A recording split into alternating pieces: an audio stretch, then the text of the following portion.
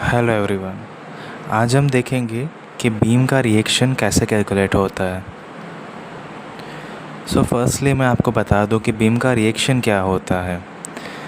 Beam के अंदर supports पे रिएक्शन लगते हैं। जो अप्लाइड जो लोड्स होते हैं उनको काउंटरैक्ट करने के लिए बीम में सपोर्ट से रिएक्शन लगते हैं, मतलब सपोर्ट से कुछ लोड लगता है to counteract this loads which has been applied from the top. ये क्या करता है कि बीम की इक्विलिब्रियम को मेंटेन रखता है। बीम की इक्विलिब्रियम कंडीशन को मेंटेन रखने के लिए सपोर्ट से रिएक्शन लगते हैं।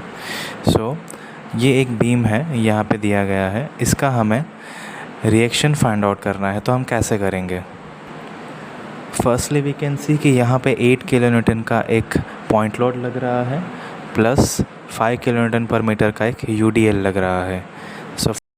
फर्स्टली हम ये कंसिडर करेंगे कि हमें कौन से पॉइंट से मोमेंट को कैलकुलेट करना है। ये सब में हम मोमेंट को ए पॉइंट से कैलकुलेट करते हैं। Our first step will be taking moment at the rate A point से हम मोमेंट को कैलकुलेट कर रहे हैं। जितने भी एंटी क्लॉकवाइज मोमेंट जाएंगे, anti clockwise will be equal to the clockwise moments. ऐसा हम अज्यूम करके कैलकुलेशंस करते हैं। Let us write our first step. Firstly हम ये पॉइंट से मोमेंट को कैलकुलेट करना स्टार्ट करेंगे, क्योंकि हमने ए पॉइंट कंसिडर किया है।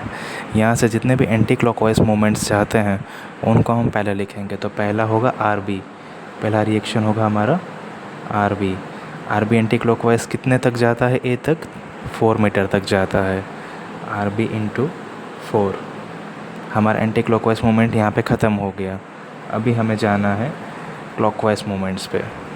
इज़ इक्वल टू हमारे क्लॉकवाइज क्या लग रहा है? 5 किलो न्यूटन पर मीटर ऊपर से लोड लग रहा है, 5 का लोड लग रहा है। और हमारा 5 कितने डिस्टेंस तक लग रहा है क्लॉकवाइज देखने जाएँ तो?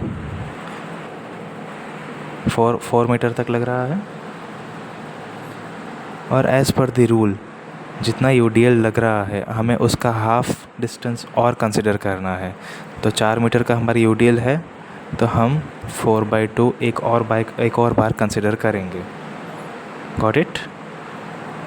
प्लस हमारा पॉइंट लोड यहाँ पे एक्ट कर रहा है।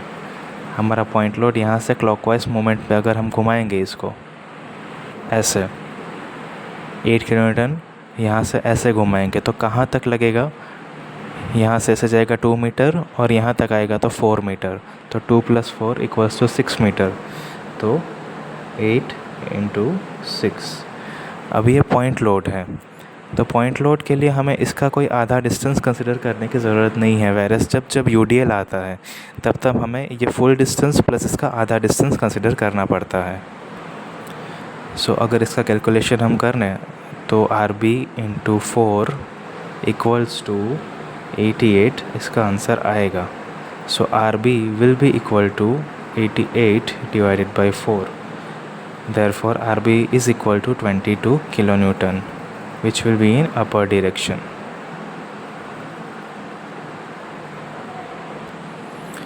Now let us calculate RA. RA के लिए हमारे पास एक फॉर्मूला है।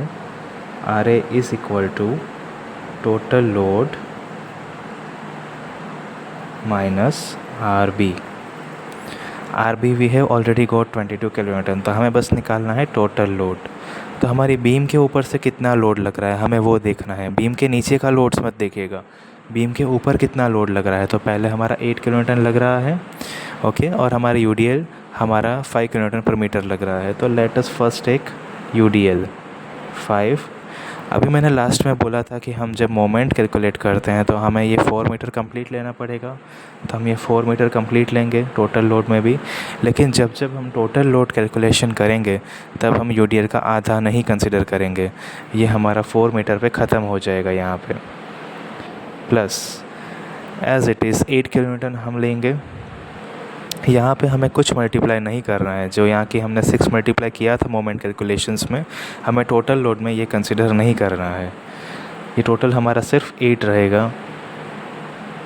ओवरऑल हमारा टोटल लोड आ गया माइनस RB की जो वैल्यू हमारी आई है 22 किलो न्यूटन, वो एज इट इज़ हमने लिख दी।